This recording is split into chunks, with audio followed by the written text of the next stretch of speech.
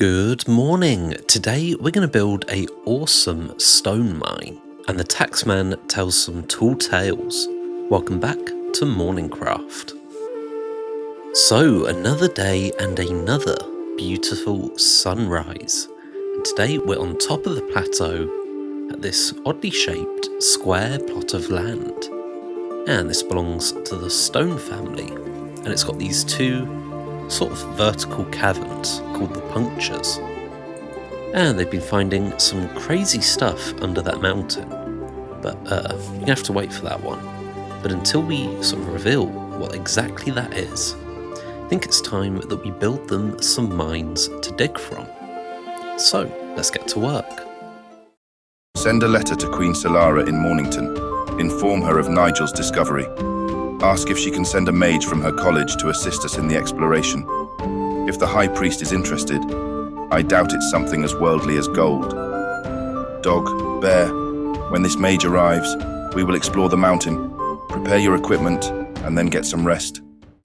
Okay, so the most interesting thing I find about this landscape is the punctures and the weird sort of land bridge they have going between them.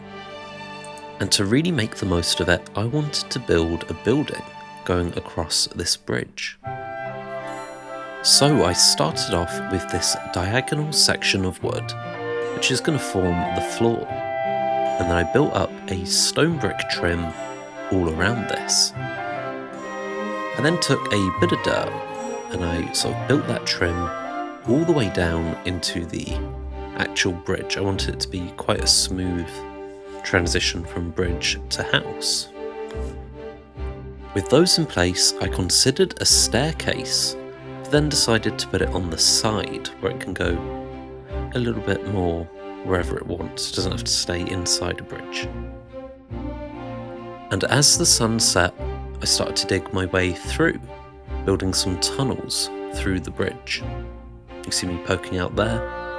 Time for a story. Iridin, I understand you are the second in command of the fleet. I also understand that your brother has been selling a portion of the lava fueling the fleet in the market. I have no interest in Lava Boy, but Bloodroot has to go. Maroon him, and you'll be captain of the fleet. Go now, boy, be gone.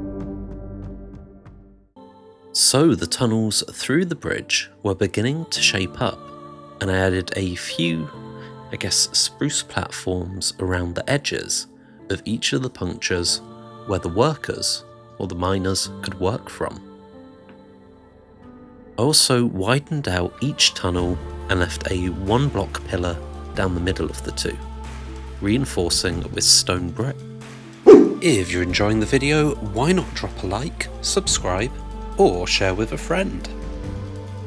At this point in the build, I was really focused on making sure nothing fell out of place.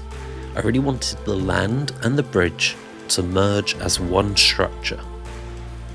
I built stone trims where needed to merge into grass, and I replaced grass entirely with stone. I used deep slate for the internals of this tunnel to make them even darker. And then I smoothed out the walkways inside the tunnels, and I even removed a bunch of dirt to terraform the slopes of the punctures. And this house bridge reminds me of one I've seen, not in real life, but in photos. Apparently you could avoid tax if your house was over a river, and these folks did. And honestly, after meeting Averand, I can understand why they'd want to do this. He really is annoying. I built pathways to plug this in to the rest of the town, and hopefully soon these are going to become grander streets. But for now I'm keeping them nice and simple. Just, the pathways are very much functional for me at the moment. But eventually I'm going to come back round and make those super nice. And then it was time for the house, and so I built one. Now this isn't the complete build, so if you want to see the final build, you're going to have to stick through this story segment. Averand is awful. Settle down now, folks. I understand the Earl is mistrusting, so let me tell you the history of Mornington. Now this would be good.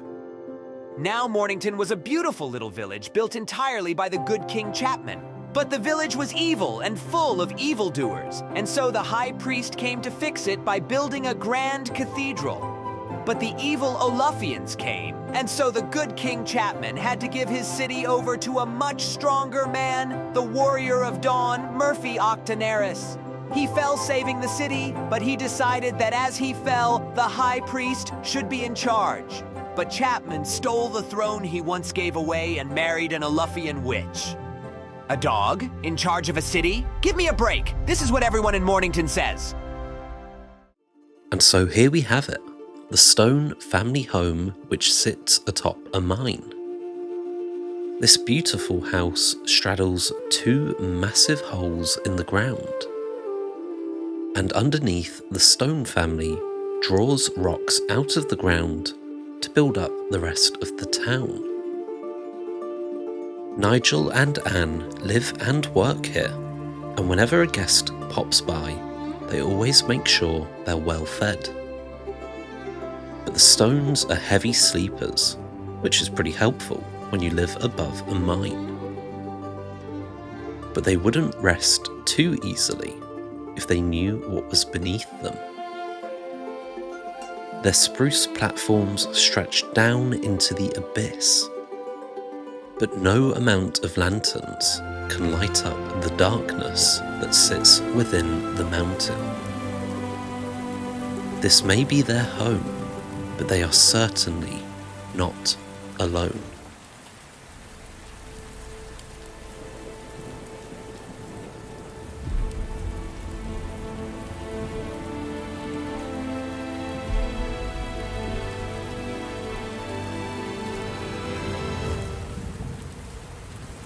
Seek ye the place where the earth splits asunder, a mountain cleft by valley's shadow. To the north of waters vast and wide, in depths where sun and moon do not tread, the solar sun is closed beneath stone, awaiting a ray to rise him from the void. Well, there we have it, the end of another episode. And in case no one's told you this in a while, I believe in you. You can do it. Whatever it is you've got to do today, you've got this. And even if you don't, go down swinging.